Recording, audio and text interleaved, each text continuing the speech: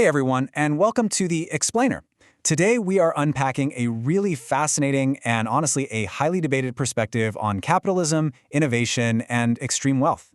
We're diving deep into a recent commentary by Glenn Beck that literally explores the philosophy of money itself.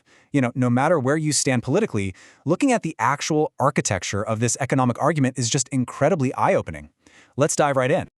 Okay, so here's our roadmap for today. Number 1, the billionaire controversy. Number 2, measuring impact and wealth. Number 3, the infinite wealth analogy. Number 4, politicians versus innovators. And finally, number 5, the philosophy of capitalism. Let's start with Section 1, the billionaire controversy, the catalyst that sparked the economic debate. Our explainer zeroes in on a very specific quote from Representative Alexandria Ocasio-Cortez on a recent podcast. She stated, "There's a certain level of wealth and accumulation that is unearned, right? You can't earn $1 billion." Now, the commentary we're analyzing uses this exact statement as its primary jumping-off point. It firmly, vehemently rejects the premise that $1 billion is somehow impossible to earn through genuine effort and value creation. In response to that idea, the source points straight to a lineage of massive historical innovators. We're talking Thomas Edison, Henry Ford, Elon Musk. The core argument here is that these individuals didn't just hoard money in a vacuum. No, they introduced absolutely paradigm-shifting technology. They fundamentally changed the world, and they created hundreds of thousands of jobs in the process. So the commentary asks us to consider, after paying all those employees and literally altering how society functions, did these innovators not mathematically, and maybe even morally, earn their massive profits? Well, the source's answer is a resounding yes. Moving on to Section 2, measuring impact and wealth. Does everyday impact equal extreme wealth? So if wealth can be earned, how do we actually tell the difference between massive, extreme financial accumulation and just standard everyday success? Well, the source points to a really brilliant distinction made by the late industrialist John Huntsman Sr.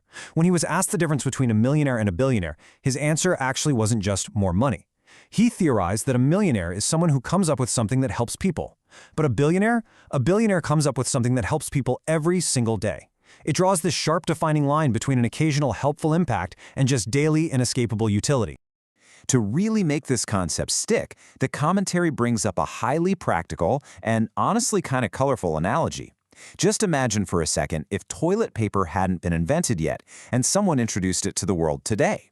Because of the sheer, undeniable daily utility of that invention, we all need it, right? The market would instantly propel that inventor to billionaire status.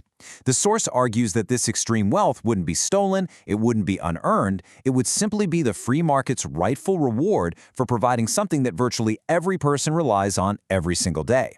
Applying this exact daily utility logic to our world right now, the source points directly at Elon Musk, who is often talked about as a future trillionaire.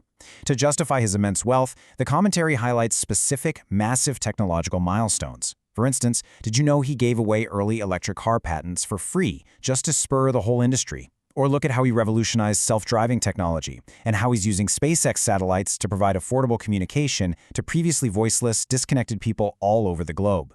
The argument framed by the host here is that his impending massive wealth is entirely proportional to the huge daily societal impact he's engineered. Section 3, the infinite wealth analogy.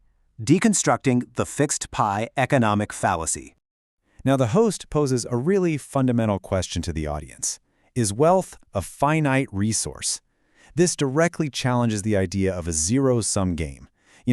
That belief that one person's massive accumulation of wealth somehow inherently subtracts from the pockets of everyone else. To illustrate this counter-argument, the source paints a super visual picture. Imagine backing a massive water truck right up to the ocean and filling it to the very brim. If you view wealth as a fixed pie, you might complain, "Hey, leave some water for the rest of us."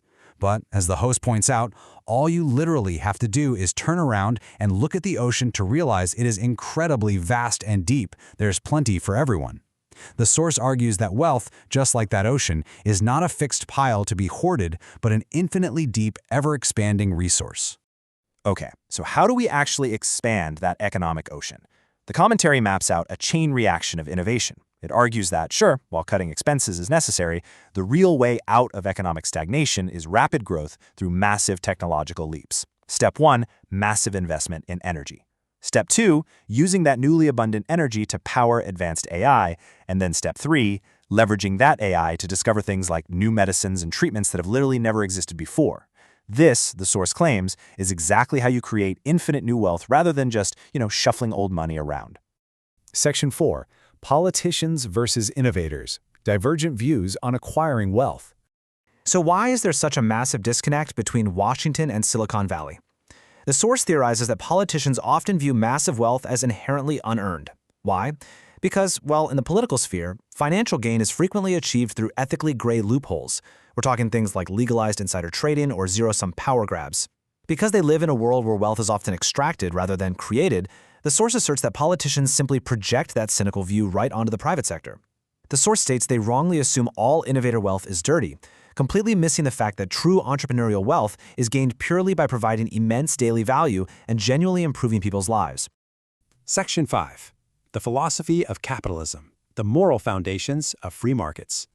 The source absolutely insists that to truly understand capitalism, you have to look past Adam Smith's famous book, The Wealth of Nations. Instead, the commentary points us back to his earlier 1759 text, The Theory of Moral Sentiments. This book argues that human morality, sympathy, and basic goodness are the absolutely necessary prerequisites for a capitalist system to actually function beneficially. Using Adam Smith's framework, the host establishes a very strict binary. On one side, you have what the source calls grotesque capitalism. This is a system completely devoid of moral standards that just devolves into exploitation driven by vices like drugs or pornography. But on the other side, you have true capitalism. This is the version rooted in the vision of the founders and Adam Smith himself. In true capitalism, wealth is generated by uplifting, empowering, and genuinely helping others live better lives. Which really brings us to the ultimate takeaway of the source material. The commentary argues that if your only goal is to get rich, you will likely compromise your morals and ultimately you're going to fail. True wealth, according to this philosophy, is not a pursuit in itself. Instead, it is merely a byproduct.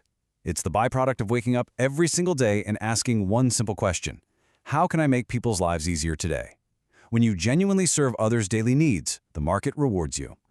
As we wrap up, we want to leave you with a final thought provoked by this deep dive into the source material. The host heavily emphasizes that capitalism only works as intended if the people operating within it possess strong moral sentiments. But that leaves us with a totally critical question to ponder. If the entire system of wealth creation and fair compensation relies on our collective moral compass, what happens to our economy when that compass fractures? Can a deeply divided society ever truly agree on what is genuinely valuable? Think on that for a bit. Thanks so much for joining us for this explainer, and keep questioning the economics of the world around you. We'll see you next time.